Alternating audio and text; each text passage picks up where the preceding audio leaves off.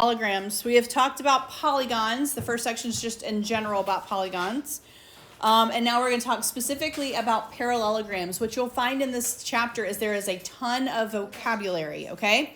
So when you see these highlighted words, you need to take note. Parallelogram, a quadrilateral. So how many sides is a quadrilateral? So a quadrilateral is a four-sided figure with parallel opposite sides, okay? We will get more specific as to types of parallelograms, but parallelogram is the broad definition.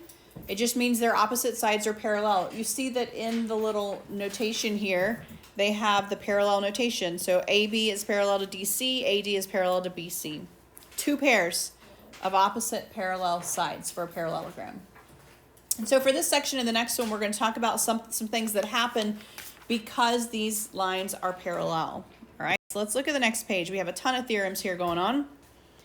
Opposite sides of a parallelogram are congruent. So once you know you have a parallelogram, you know that the opposite sides are congruent. So now they've introduced this concept. AB is not only parallel to DC, it is always also equal to, the measure's equal. AD's measure is equal to the measure of BC. Opposite angles are congruent. So now we also know angle A is congruent to angle C, angle B is congruent to angle D. Consecutive angles, so angles in a row, right, are supplementary. So that means D and C will add up to 180. C and B will add up to 180. B and A will add up to 180. And A and D will add up to 180. Consecutive angles. And then the last one, if a parallelogram has one right angle, they are all right angles, all right? Well, why is this the case? Well, we know H, let's just say H is our right angle. Well, from our other theorems, we know H is congruent to K, right? We also know that H is supplementary to G. If H is 90 and it's supplementary, meaning it adds up to 180, G has to be 90. Well, G is also congruent to J. So once you have one right angle in a parallelogram, they're all right angles, all right? They're all right angles. Good deal. All right. They've given us this example. Example 2 at the top of page 413.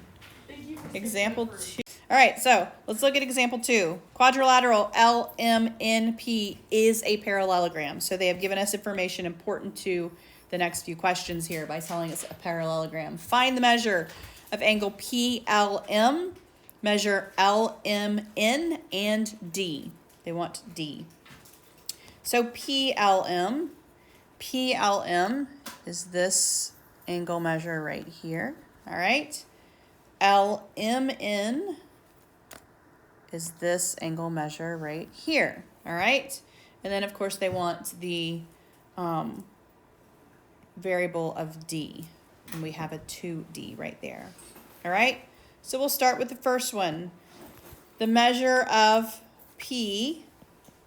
All right? PLM, this is a parallelogram. This whole thing's a parallelogram. So we know that PLM is congruent to what?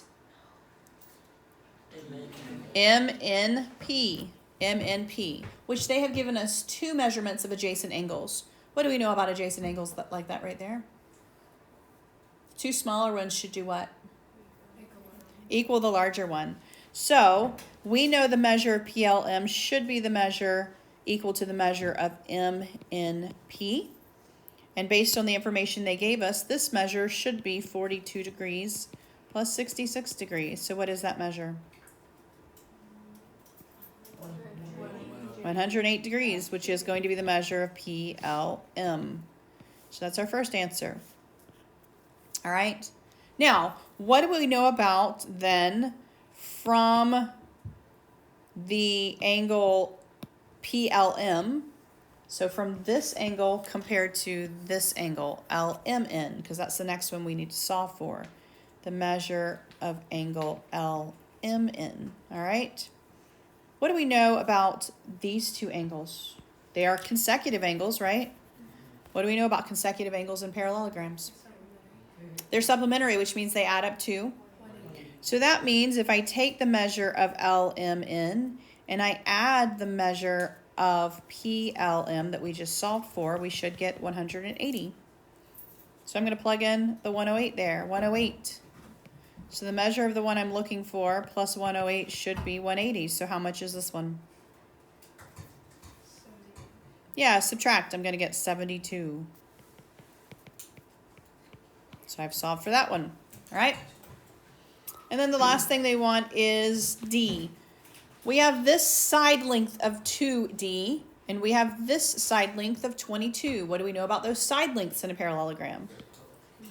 They are congruent, so that means their side lengths are equal. So what is D then? 11.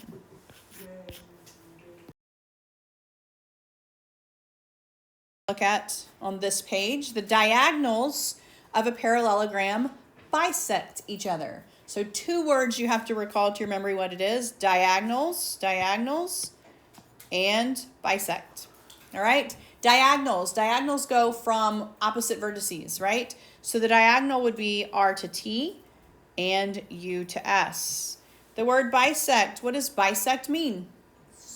Splits it directly, specifically, at the midpoint, right? So that means that R to Q equals Q to T, and U to Q equals Q to S, all right? They are congruent, all right? If they bisect each other, that means each one of those diagonals is cut directly in half. They cross each other at the midpoint, So, multiple choice test here, item. This is like what a standardized test would love to give you. All right, so it says right here, what are the coordinates of the intersection of the diagonals of a parallelogram? And they give us these vertices of the parallelogram. Now, in order for me to know how to even start this standardized test problem, I have to know diagonals intersect where? At the midpoint. So basically, what they're asking for is, what's the midpoint of these lines? They should be the same. The midpoint of these two lines should be the same. So if I have A, B, C to D, then I should have a midpoint between these two as the same. And so I also have to then recall my midpoint formula. What's my midpoint formula?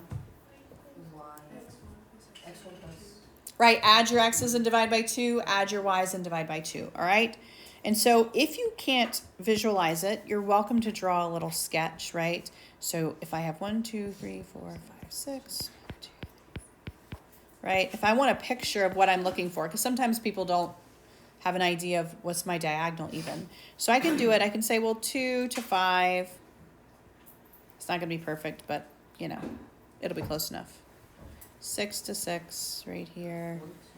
4 and 0, and 0 and -1. So it's going to look something like this. This is A, this is B, this is C, and this is D. So it's going to look something like this when I get it sketched, right? So if I'm looking for the diagonals, I need from A to C, right?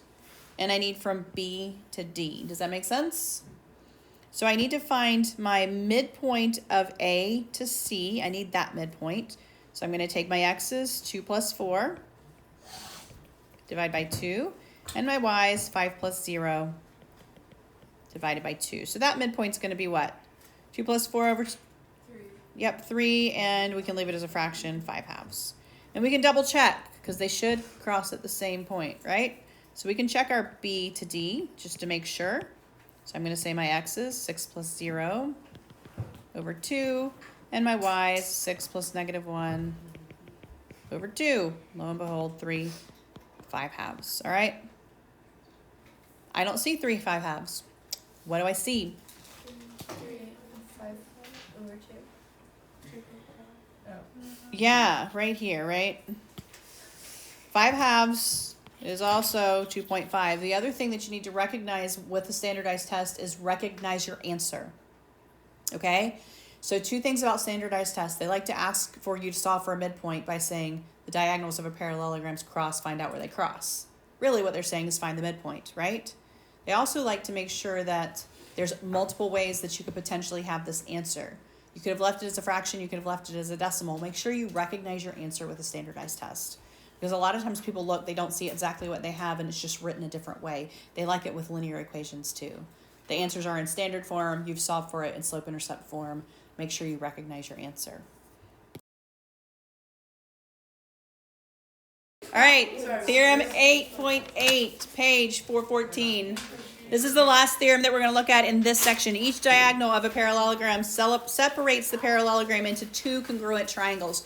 So when you have a parallelogram, you have two congruent triangles if you have the diagonal. All right, and so this actually helps with proofs or with the logic of if you need to solve for part of one of the triangles and you have other pieces of the parallelogram, then you can start to say, oh, well, angle ACB should be congruent to CAD. And so then you start seeing some congruencies in there that you maybe didn't have before. But if you think about it, let's just think about the logic behind this. These lines right here are parallel, right? Which would make this guy a transversal. Yes? He's back. Yep. And so if I have a transversal, then that means my alternate interior angles are congruent, right? These guys are congruent, yes? And so I also have reflexive property here. And I also know because of its parallelogram, these are congruent. So I have side angle side automatically, very quickly to prove that one. So. Yeah.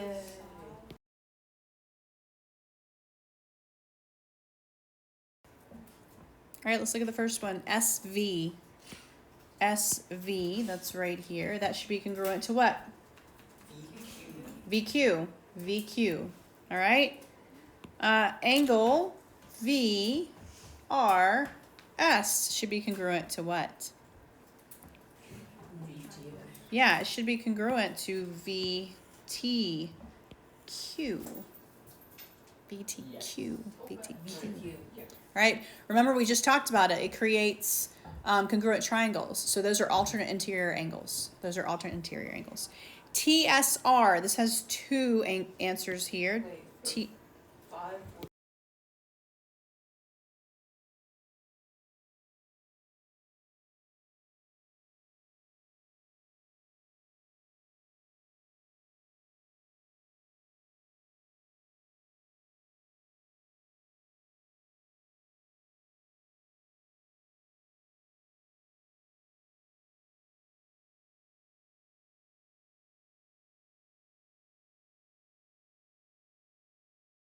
Answers. All right, so for this one, they want to know TSR. TSR. All right, that's this one. This angle. Right? TSR is that angle. Correct. So which one is it supplementary to? TQRS.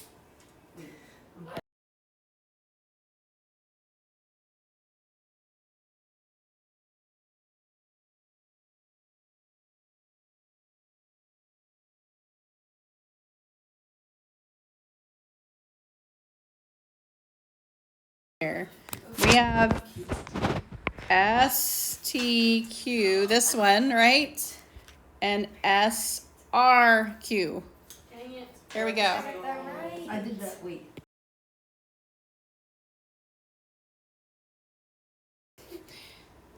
The symbol actually right there that they gave you is a parallelogram symbol, all right? So even though they didn't tell you it was a parallelogram, this little guy right here tells you it's a parallelogram. Find each measure value if, and they give us some information. They said if JK, which they showed us over here, is 2B plus 3, and JM is 3A. And then they've given us some angle measurements within it, all right? So let's look at the first one together. The first one is finding the measure of MJK, all right? So MJK. This angle should be congruent to which angle? MLK, right here, right? So if I do that, I just add the 30 and the 70. What do I get? 100. I get 100 there, all right? 8. They want JML, all right? So now we're looking at JML. That one should be supplementary to the one we just found. So I'm just going to take the 100 and I'm going to subtract from what? 180. So this one should be what? 80. All right. So we're going to get 80. All right. The next one we're looking for then, going to get rid of all the markings so we're not all confused. All right. Is JKL. So now I'm looking for JKL. What is that one congruent to? The one we just found, right? So that should also be 80 as well. All right. And then they want KLJ. KLJ. All right. Now, sorry, KJL. There we go. KJL. All right, so I'm going to erase my other marks so that we can see all of it. All right, so KJL. Now I'm going to use my knowledge of a transversal here. What's that one congruent to? JKN or MKL. So it'd be 30. 30. All right, it's going to be, so this guy is alternate interior to this guy, MLJ or R, it doesn't matter. So these two are alternate interior angles. So what should this measurement be? There we go. All right, now we want A. All right, so now we're looking at side links here. So if I'm looking at A, I have 3A right here, and I have 21 right here. How do I solve? Set them equal to each other, right? And divide. So I should get 7. All right, and then the next two that we're looking at, B is going to be 2B plus 3 and 45. Subtract 3 and divide by 2, and we should get 21.